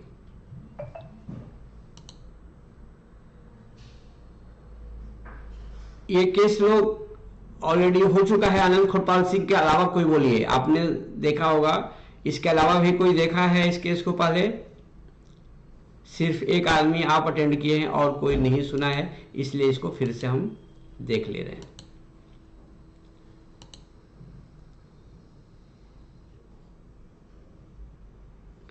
बिना पवार जी बोलते हैं नो, ठीक है, हम रिपीट कर देते हैं। मतलब रिपीट नहीं, सबके लिए नया होगा, आपको कहीं से आपने देख लिया हो, मतलब हम दूसरे के ग्रुप में भी इस केस को शेयर किए थे।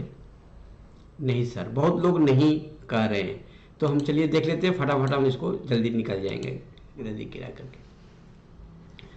रोगी ने कहा नौकरी के लिए कोई रास्ता नहीं मिल रहा है। मैंने पूछा नौकरी के लिए तो मैंने पूछा रास्ता क्यों नहीं मिल रहा है? रोगी ने कहा नौकरी के लिए तो बहुत प्रयास किया और अभी भी प्रयास जारी है। सरकारी नौकरी और बढ़िया नौकरी के लिए आज भी प्रयास कर रहा हूं, लेकिन कई बार हमारा सोचा हुआ काम नहीं होता है। मैंने पूछा क्यों? मेरी हाइट कम होने की वजह से। मैंने पूछा कैसे? रोगी मैं कॉमर्स पढ़ा हूं और मेरा काम मार्केटिंग का है। मार्केटिंग में हाइट और पर्सनालिटी का बहुत महत्व है, जो मेरे पास नहीं है। मेरे बाल भी कम हैं और पर्सनालिटी भी उतनी अच्छी नहीं है, जिसके चलते मुझे हर जगह काम नहीं मिलता है। मैं खुद से भी 2-3 काम शुरू किया हूं, लेकिन मैं कर नहीं पाया, या कहें तो चला नहीं, और बंद करके नौकरी ज्वाइन कर लिया। मैंने पूछा क्यों नहीं चला? रोगी कहीं ना कहीं मेरी गलती से। मैंने पूछा क्या गलती होती है? रोगी ज़्यादा सोचने या उलझन के समय छोटी मोटी मिस्टेक हो जाती है, हेडेक के समय काम करने से भी भूल हो जाती है, यही सब चिंताएं बनी रहती है। मैंने पूछा चिंता किस बात से होती है? चिंता क्या है? रोगी, मैं अपने पारिवारिक जीवन को कैसे निभा पाऊंगा, जवाबदेहियां कैसे निभा पाऊंगा, इस तरह से रहा तो मैं अपने घर परिवार की जवाबदेही कैसे निभा पाऊंगा। मैंने पूछा और क्या चिंता है रोगी, और सोचते क्या हो रोगी, जिस तरह से चल रहा है उससे तो नहीं लगता है कि मैं महीने में 8 या 10 दिन छुट्टी लेनी पड़ती है, नियमित काम नहीं हो पाता है, फुल पेमेंट नहीं मिलता है, एक तो प्राइवेट नौकरी और उसमें भी छुट्टी।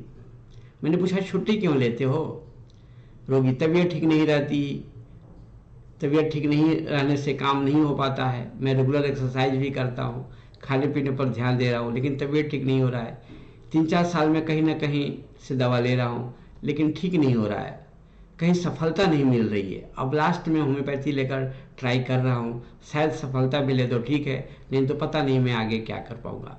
मैंने पूछा करना क्या है रोगी, सरकारी नौकरी की उम्र खत्म होते जा रही है, इसलिए अब ज़्यादा चिंता हो रही है कि अगर समय रहते सरकारी नौकरी नहीं मिली तो प्राइवेट नौकरियों का चक्कर काटना पड़ेगा। मेरी पर्सनालिटी और लंबे समय तक किसी एक ही कंपनी में या रिप्यूटेड कंपनी में काम करने का एक्सपीरियंस भी नहीं है जिससे कि हर जगह आसानी से काम मिल सके। मैंने पूछा जब सिर में दर्द होता है या उलझन होती है तब आप क्या करते हैं रोगी, उस वक्त मुझसे कोई काम नहीं होता है। मैंने पूछा तकलीफ के समय में क्या करते हो रोगी, कुछ भी नहीं कर पाता हूँ, होता ही नहीं है। मैंने पूछा उस वक्त स्वभाव में क्या फर्क पड़ता है रोगी, गुस्सा आता है, चिंता होती है, तकलीफ। मैंने पूछा जब तकलीफ होती है तो आराम कैसे मिलता है रोगी, किसी भी तरीके से नहीं। मैंने पूछा नींद कैसी है और सपने क्या आते हैं रोगी, कभी कभी ज़्यादा सोचने से नींद आती है और नींद में भी सपने बहुत रहते हैं, कुछ याद नहीं रहता है। मैंने पूछा इन तकलीफों की शुरुआत कैसे हुई रोगी, बहुत दिन हो गया, यह अपने आप अब हुआ है। मैंने पूछा परिवार में माहौल कैसा है रोगी, सब अच्छा है, सिर्फ कभी कभी पिताजी की बात सुननी पड़ती है, गालियाँ सुननी पड़ती है, पिताजी डांट देते हैं। मैंने पूछा क्यों रोगी, मैं अभी अपने पैर पर खड़ा नहीं हो पाया ना इसलिए। और इन्हीं अभिव्यक्तियों के आधार पर मैंने रोगी को 200 पोटेंसी में दवा दिया, बाद में मैंने पोटेंसी भी बढ़ाई, 1M किया, जिससे रोगी पूरी तरह से ठीक हो गया। जी बताइए, जो लोग अटेंड किए हैं क्या दवा होगी, खोटपाल सर क्या दवा थी और रूब्रिक्स क्या थे?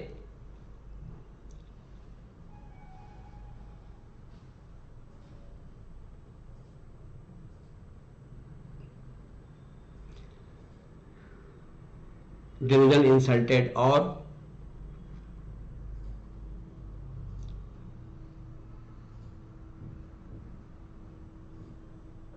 संजय जी मैं आपसे नहीं पूछ रहा हूं,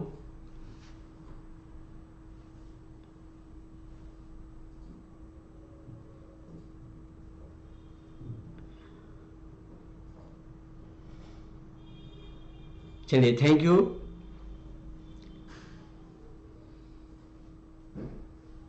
इस केस में रोगी क्या फील कर रहा है, उसको कहीं सफलता नहीं मिल रही है, क्यों? उसकी हाइट कम है, बाल कम है, पर्सनालिटी नहीं है, मतलब इस बीमारी के चलते रोगी क्या अनुभव कर रहा है, उसको डांट सुननी पड़ती है, उसका बॉस कहीं भी इंसल्ट कर देता है, दिमाग ठीक से काम नहीं करता है।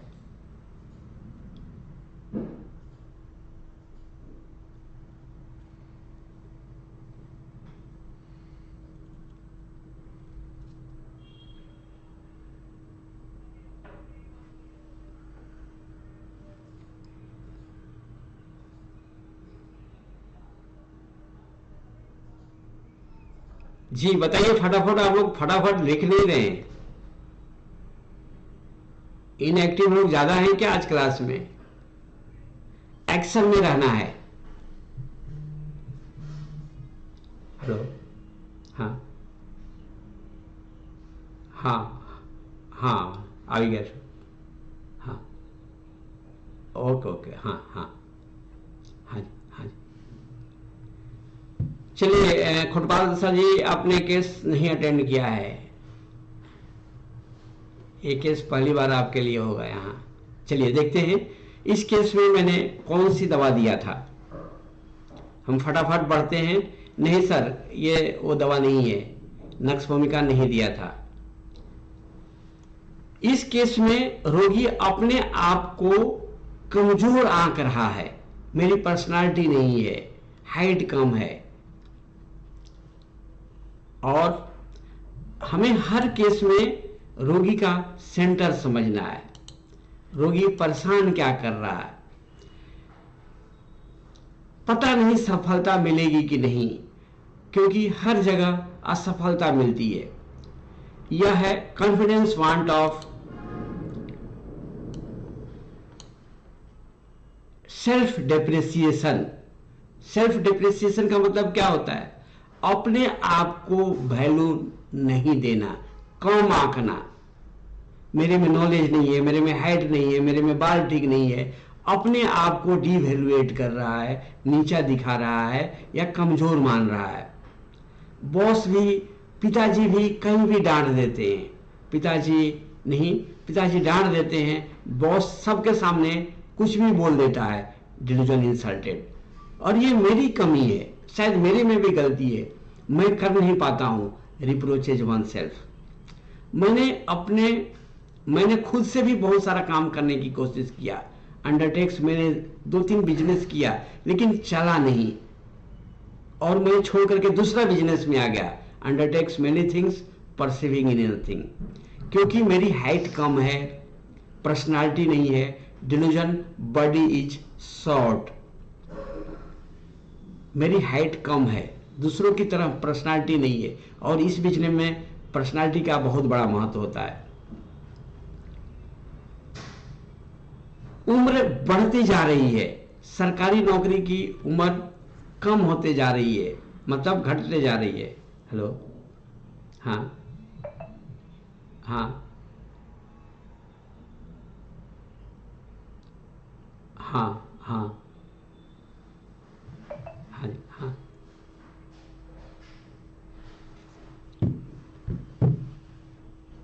Fear downward motion. ये डाउनवर्ड मोशन क्या है? मेरी उम्र बढ़ते जा रही है, सरकारी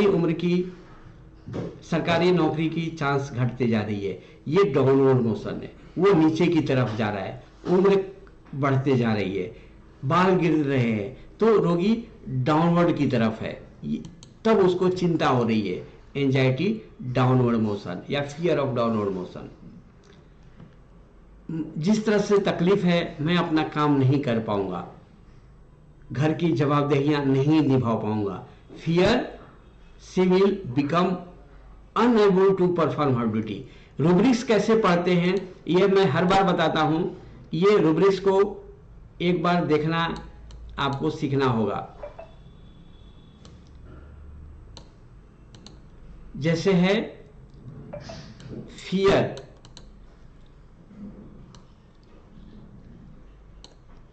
तो जो डैश है सीधा सीधा पढ़ते हैं। फियर ड्यूटी, उसके बाद ये डैश के बाद है unable to perform her duties.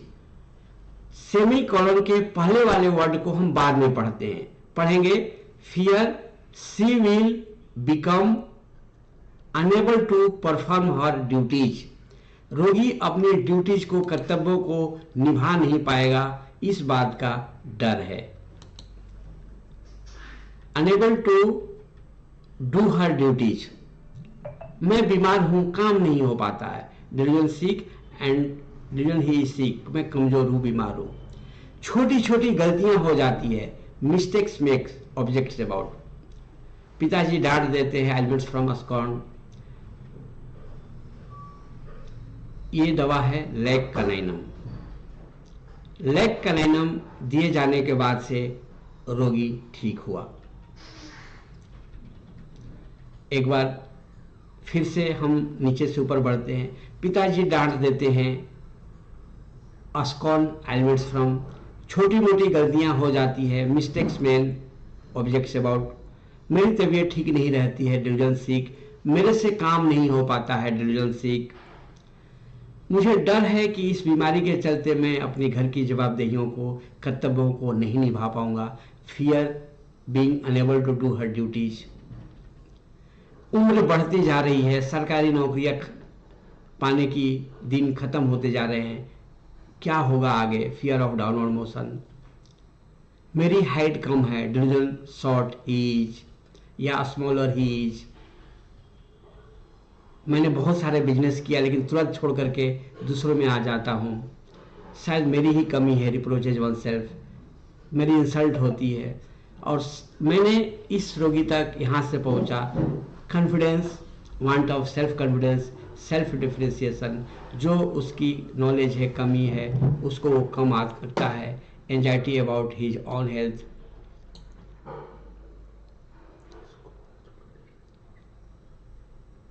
ठीक है, कर लो उधर से। लैक कैनाइनम, और लैक कैनाइनम दिए जाने के बाद से रोगी में आत्मविश्वास बढ़ा और जो मिस्टेक होती थी वो ठीक हुआ और रोगी अब ठीक है। जैसा कि आप जानते हैं कि लैक कैनाइनम रोगी अपने आप को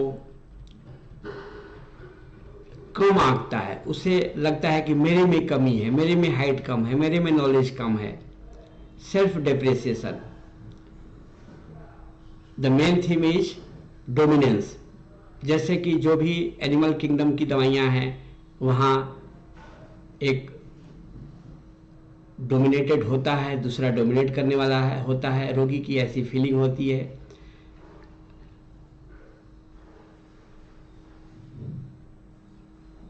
चलिए एक केस और देख करके हम आज के क्लास का समापन करेंगे। समय बहुत हो रहा है और आप लोग भी व्यस्त होंगे। चलिए केस और केस देखते हैं। इस केस के बारे में कुछ प्रश्न है जी? इस केस के बारे में कोई प्रश्न?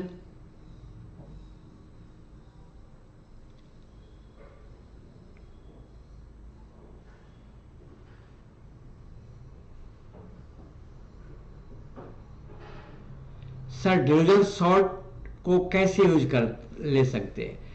सिर्फ हाइट में?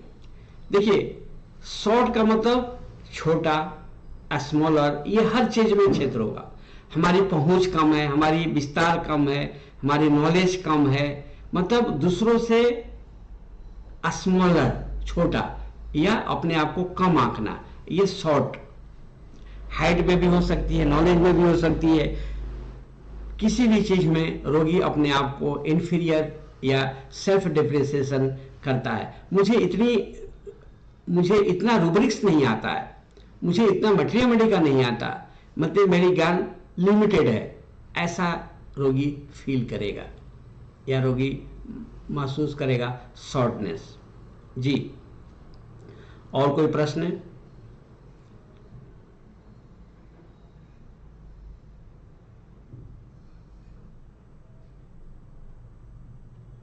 चलिए नहीं है, हम आगे केस देखते हैं। सही चल रहा है? अच्छा लग रहा है? जी आप लोग कुछ अच्छा कहिए तो मेरा उत्साह बढ़े। Very nice cases and explanation. Ashok Kumar ji आपको थैंक यू, आपने मुझे अप्रिशिएट किया। यही तो अप्रिसिएशन नहीं मिलता है लैक कैनाइनम को। लैक कैनाइनम अपने आप को बहुत कोशिश करता है अच्छे बने रहने के लिए सभ्य समाज में। वो एनिमल है मनुष्य के सामने, लेकिन वो ऐसा फील करता है। चलिए बहुत से लोगों ने नाइस कहा तो हम नाइस के चक्कर में एक केस और बता देता हूं। चलिए 41 वर्षीय महिला रोगी अपने पति के साथ इलाज के लिए आई। रोगी ने कहा मासिक में बहुत ब्लीडिंग होती है। मैंने पूछा और? रोगी खास तो इसीलिए आई हूं, बाकी तो सब चलता है। मैंने पूछा ज्यादा होता है? सॉरी रोगी ही बोल रही है, ज्यादा होता है तो दवा ले लेती हूं, ठीक हो जाता है, लेकिन यह मासिक वाला ठीक नहीं हो रहा है। मैंने पूछा दवा लेने से क्या ठीक होता है? रोगी सिर में दर्द होता है, नींद नहीं आती है, तो दवा लेने से ठीक हो जाता है। रोगी के पति ने कहा डॉक्टर साहब उस चीज की भी दवा दे दीजिए, क्योंकि इनको अक्सर सिर में दर्द हो जाता है और दवा लेनी पड़ती है। उनका भी कोई परमानेंट इलाज हो जाए तो अच्छा है। मैंने पूछा सर में दर्द कब होता है और अक्सर कारण क्या होता है? रोगी सर दर्द कभी भी शुरू हो जाता है, कभी दिन में भी हो सकता है, कभी रात में भी हो सकता है, कारण तो पता नहीं चलता है। रोगी का पति ये चिंता ज्यादा करती हैं। मैंने पूछा किस बात की चिंता होती है? रोगी चिंता तो घर के ही होती है, पैसे की तो कोई चिंता नहीं है। मैंने पूछा किस बात की चिंता रहती है? रोगी बच्ची की होती है, इनकी जो पति थे उनकी होती है, माँ पिताजी की होती है, सबकी होती है। मैंने पूछा कैसी चिंता? रोगी लड़का बात नहीं सुनता है, जैसा कहती हूं वैसा नहीं करता है, अपनी मर्जी के अनुसार से चलता है तो गुस्सा आता है, तो भी सिर दर्द करने लगता है। लड़की काम ठीक से नहीं करती है, हर चीज का नियम होता है, कब खाना है, क्या खाना है, कब पढ़ना है, कैसे पढ़ना है, कब सोना है। जैसे कि बच्चे लेट करके पढ़ते हैं तो उनकी आंखें पर जोर पड़ता है, लेटे लेटे मोबाइल देखते हैं, अंधेरे में मोबाइल देखते हैं तो आंख तो खराब होगा। खाने में कोई भी जंक फूड खा लेते हैं, स्वास्थ्य के लिए ठीक नहीं है। मेरे पति समय से सोते नहीं है, वह भी असर करेगा। मैंने पूछा किस बात से गुस्सा आता है? रोगी मैं जैसा कहती हूं वैसा ये लोग नहीं करते हैं। मैंने पूछा आप ऐसा कहते ही क्या है जिस पर इन लोगों को गुस्सा आती है? रोगी मैं तो सब अच्छी ही कहती हूँ, जैसे कि आप पढ़ते समय मोबाइल चलाते हैं, खाते समय टीवी देखते हैं, पति को बोलते हूँ कि समय से घर आ जाए, बच्चों को देखें, पर ये लेट आते हैं, घर पाएंगे तो मोबाइल लेकर बैठ जाते हैं, अपने स्वास्थ्य का ख्याल नहीं रखते। मेरे माँ पिताजी को भी कोई परेशानी होती है तो मुझे फोन नहीं करेंगे, बाद में मुझे दूसरों से पता चलता है कि उनकी तबीयत ठीक नहीं थी, ये तकलीफ हुआ था, वो हुआ था। मैं रोज फोन करती हूँ पर वो बताते नहीं है, बोलते हैं सब ठीक है, सब ठीक है, लेकिन उनको कोई परेशानी होती है तो मुझे बताते नहीं है। अस्पताल चले जाएंगे, इलाज चलेगा, बाद में हमको पता चलेगा कि उनकी तबीयत ठीक नहीं है। यह सब चीजें मन में घूमते रहता है। पति भी अपना बच्चों का ख्याल नहीं रखते। मैंने पूछा और? रोगी विचार चलते रहते हैं, मैं इसी विचार में डूबी रहती हूँ, क्या करूं? तब सर दर्द बढ़ जाता है। घर में काम रहता है और मुझे दूसरों का काम भी पसंद नहीं है, इसलिए मुझे हर काम खुद से करना पड़ता है। मैंने पूछा चिंता किस बात की रहती है? रोगी घर के लोगों की, काम की, माँ पिताजी की, वे लोग हमारी बात नहीं मानते हैं तो गुस्सा आता है। मैंने फिर से पूछा गुस्सा किस बात से आता है? देखिए मैं एक ही प्रश्न को बार बार करता हूं, रोगी ने जो एक शब्द बोला उसको पकड़ना है, वही सेंटर मिलेगा आपको। रोगी इन लोगों की स्वास्थ्य की, बच्चों की, भविष्य की, मैं कहती हूं जैसा कहती हूं वैसा नहीं होता है या बात नहीं होता है तो गुस्सा आता है। मुझे दूसरों लोगों से कोई गुस्सा नहीं है, अपने घर के लोगों पर ही गुस्सा आता है। मैं चाहती हूं कि तबीयत ठीक रहे, खाने पर बच्चे समय लोग ध्यान दें, समय से काम करें, समय से आराम करें, हर किसी के खाने में पौष्टिक चीज, एक्सरसाइज आदि का ध्यान रखती हूँ, लेकिन ये लोग ध्यान नहीं देते। रोगी का पति इनकी बात तो सही रहती है, यह सबका खूब ध्यान रखती है, सब काम इनके अनुसार से नहीं होता है तो चिंता करती है, कमजोरी के कारण लेटे रहती है, फिर भी सबका ध्यान रखती है। हम लोग मना करते हैं कि अभी तबीयत ठीक नहीं है, आप शांति से आराम करो, फिर भी यह हमेशा बोल बोल करते रहती है, चिड़चिड़ करते रहती है। मैं मानता हूं कि हम लोगों की भलाई के लिए बोलती हैं, लेकिन अपना भी तो ख्याल रखना चाहिए, लेकिन ये नहीं रखती हैं। मैंने रोगी से पूछा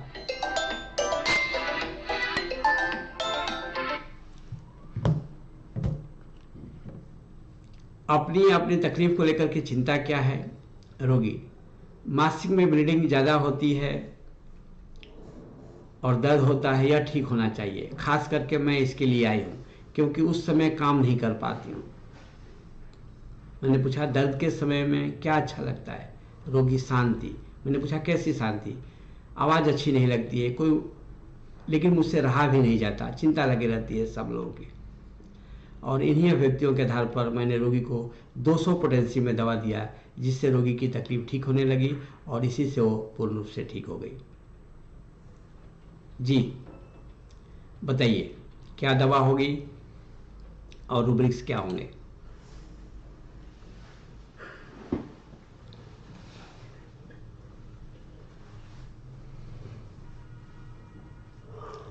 200 मैं 15 मिनट के अंतर पर 3 बार देता हूं।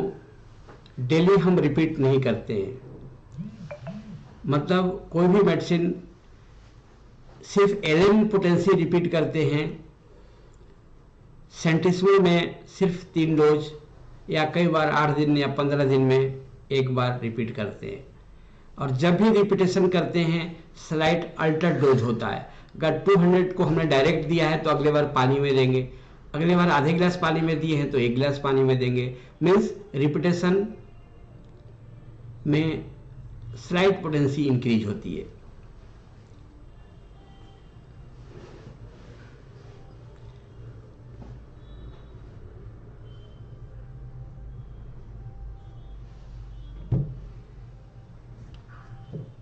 चलिए और बताइए इस केस में रूब्रिक्स क्या होगी और रेमेडी क्या होगी।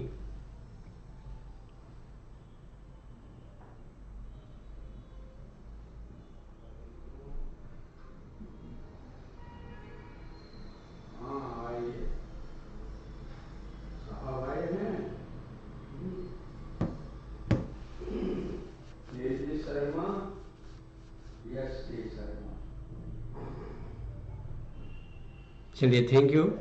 हम लोग देखते हैं कि मैंने क्या क्या रूब्रिक्स लिए थे। सबसे पहले रोगी को बीमारी का कारण क्या है, केयर्स एंड वरीज। केयर्स क्या है, सबका केयर भी करती है और चिंता भी करती है। उनका तबीयत ठीक नहीं रहेगा तो ऐसा हो जाएगा, अभी से ही आंख पर ध्यान नहीं रहेंगे तो आंख खराब हो जाएगा, खाने पर ध्यान नहीं देंगे उनकी तबीयत खराब होगी। तो केयर भी है और चिंता भी है। Elements from cares and worries. Elements from cares and worries over loved one. Loved one कौन है, मैं अपने घर वालों को ही बोलती हूँ, दूसरों को नहीं। तो उनको चिंता के विषय कौन है, माँ पिताजी, इनके बच्चे, इनके पति। तो elements from cares and worries over loved one, बस काम आसान हो गया। हमने एक ही रूब्रिक्स और दवाई लिमिटेड है। थॉट्स चलते रहते हैं, thoughts persistent. Elements from emotional excitement, मैं रोज फोन करती हूँ उनकी तबीयत कैसी है जानने के लिए, इन लोगों की तबीयत को ख्याल रखती हूँ, एक्साइटेड रहती हूँ, लेकिन कब पति आए तो समय से बच्चों का ख्याल रखे, ये बीमारी का कारण है। गुस्सा कब होती है, जैसा मैं कहती हूँ वैसा ही लोग नहीं करते। Anger contradiction from anxiety for others of loved person, मुझे अपेक्षा है और वैसा मिलता नहीं है, यह डिसअपॉइंटमेंट है। एलिमेंट फ्रॉम डिसअपॉइंटमेंट, मुझे गुस्सा किस बात पर आती है, anger if things do not go after his will, मैं जैसा चाहती हूं वैसा नहीं होता है तो मुझे गुस्सा आता है। फास्टिडियस है, हर चीज को अरेंज सिस्टमेटिक, मैं जैसा चाहती हूं वैसा होना चाहिए। फास्टिडियस, तकलीफ के समय में शांति अच्छी लगती है। क्वाइंट्स वांट्स टू बी और irritability to her family. Vanilla aromatica, इन अभिव्यक्तियों के आधार पर मैंने रोगी को वेनिला दिया। इस केस में और भी रूब्रिक्स हैं। एंगर डिसऑर्डर अबाउट, रोगी को गुस्सा कब आती है, चीजें ऑर्डर में होती है, हर चीज का समय होता है, कब खाना, कब सोना, कब पढ़ना, क्या खाना, कैसे खाना, चीजें जब डिसऑर्डर में होती है तो मुझे बहुत गुस्सा आता है। एंगर अबाउट डिसऑर्डर, और इन्हीं अभिव्यक्तियों के आधार पर मैंने रोगी को वेनिला दिया। वेनिला 200, जिससे रोगी की तकलीफ ठीक होती गई और इसी से वो ठीक हो गई। एक अनाउंसमेंट कर देता हूं, और आज की क्लास का समापन करने के पहले एक अनाउंसमेंट है। An educative homeopathic seminar with example of many solve cases. हम वाराणसी और सासाराम में उपस्थित हो रहे हैं, जहां पर आपको लाइव केसेस देखने को मिलेगा। रोगी के हर एक्सप्रेशन, अभिव्यक्ति आप देखेंगे, सुनेंगे, समझेंगे। और हम सेमिनार के लिए वाराणसी में डॉक्टर श्यामल किशोर 10 फरवरी को बुद्धा थीम पार्क खजुही सारनाथ में, और उसके लिए कांटेक्ट पर्सन है डॉक्टर संजय पटेल जी, उनको। और 12 फरवरी को है सासाराम बिहार में, कांटेक्ट पर्सन अवधेश कुमार जी, आप लोग उनसे कंसल्ट करेंगे।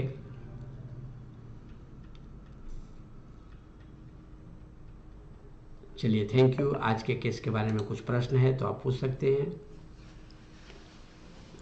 शीतल Mehta ji, thank you for amazing session with wonderful rubrics analysis of remedy. बहुत अच्छा, आप लोगों को बहुत अच्छा लगा, मुझे खुशी हुई।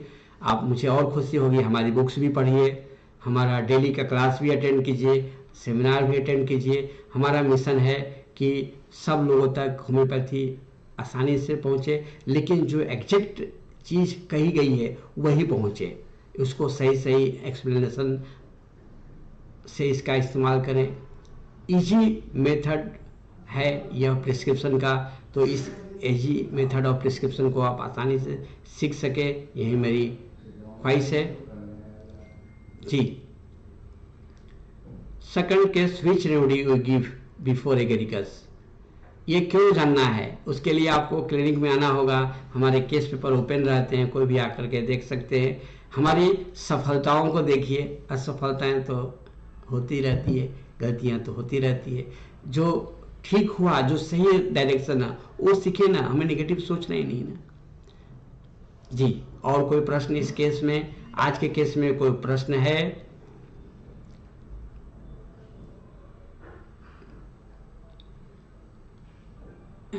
हमारे रेशनलाइज्ड होम्योपैथी चैनल पर थैंक यू लिखिएगा, कमेंट्स लिखिएगा, चैनल को लोगों तक बताइए। हम और सारे चीज़ों को समय समय पर देते रहेंगे। हम आज के केस का समापन कर रहे हैं, अगले सेशन में फिर मिलेंगे। Thank you.